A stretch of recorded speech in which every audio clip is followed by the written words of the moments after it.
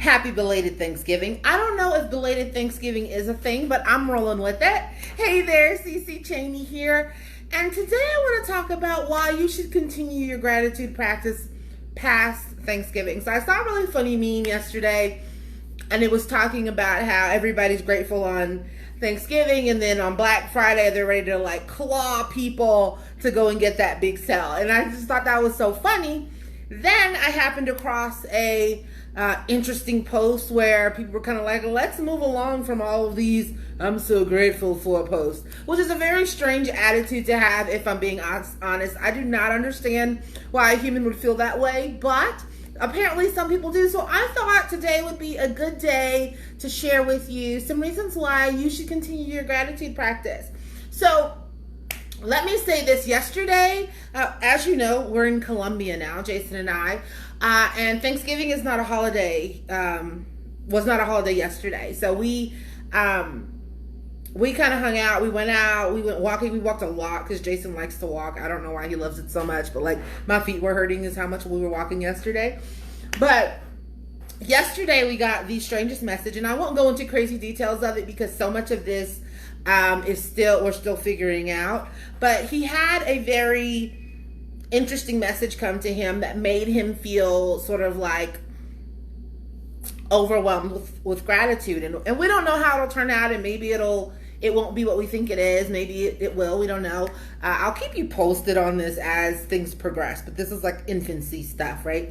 So we were just talking about, how invested we've been in our gratitude practice. So what we do is we spend time every single day practicing gratitude. I've got my journal here, right? I start my day with a list of things that I'm grateful for. It's just one of those things that we've been doing, and we find that our life has just gotten so much bigger and so much happier and so much more loving, and all of these great things have been happening. Even when bad things happen, we still feel very differently because of our gratitude practice. And so the reality is that there are a lot of reasons to be grateful. And I think a lot of us think about gratitude and we kind of think, okay, it's good for our emotional health.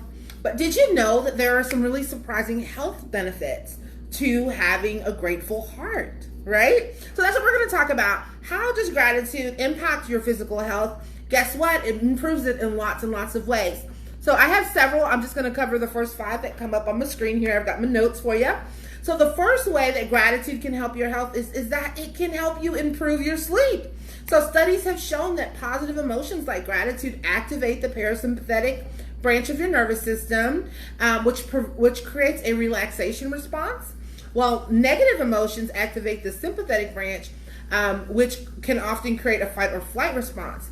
So considering that, it really isn't all that surprising that gratitude has been shown to reduce the time required to fall asleep, to increase sleep quality and sleep duration.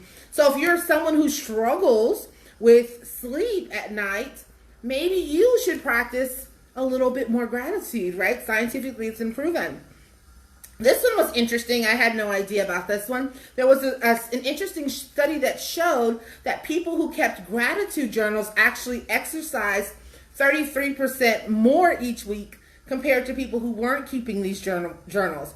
So they said that one possible explanation for this is that grateful people are often grateful for their health, which makes them want to protect it by exercising more, right? So that's kind of interesting. And I started thinking about this one in my head, and it's kind of my reality. Like all of a sudden, I am much more conscious of my health because I am so grateful for it, right? We spent another Thanksgiving without my parents, right? They've been gone for quite a long time now.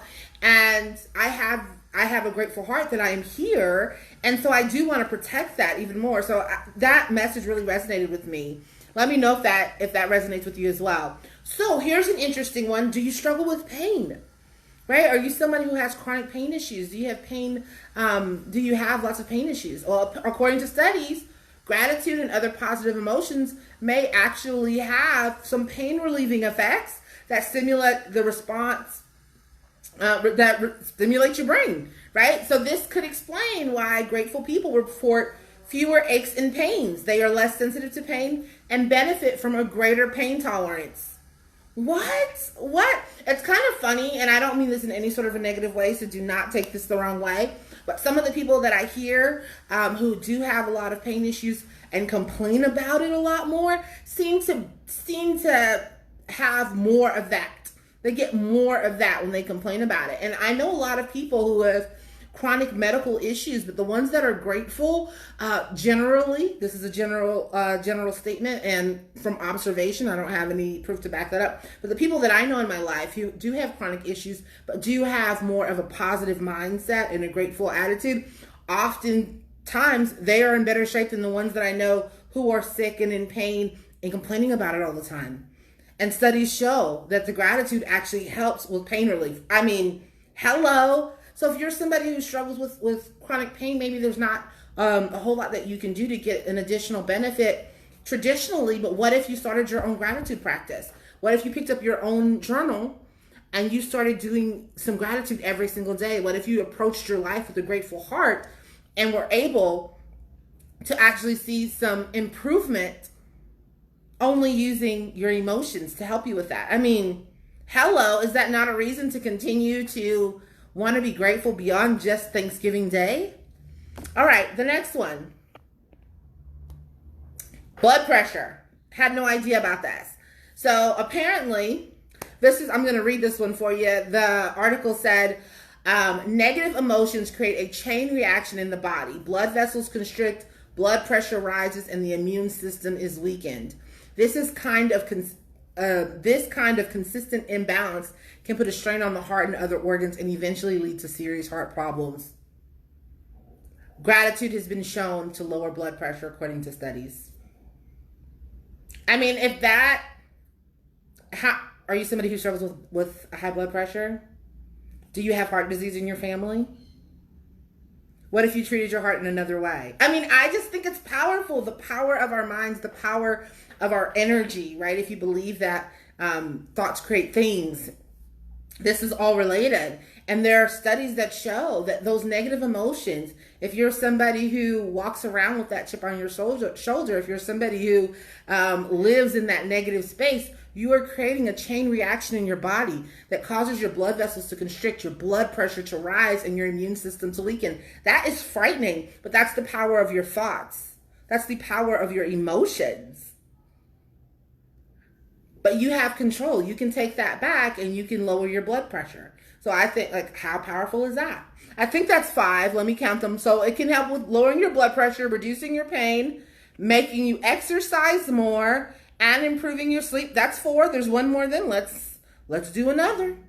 I've got tons of them here. Let's see.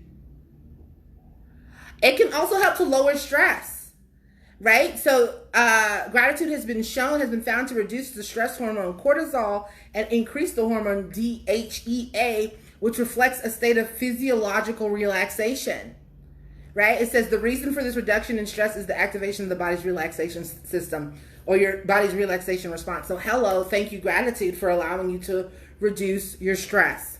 So those are 5 reasons that practicing gratitude can help you be a healthier, happier human being. So you can lower your stress, you can strengthen your immune system, you can lower your blood pressure, you can reduce your pain. If you've got chronic aches and pains, hello, practice gratitude.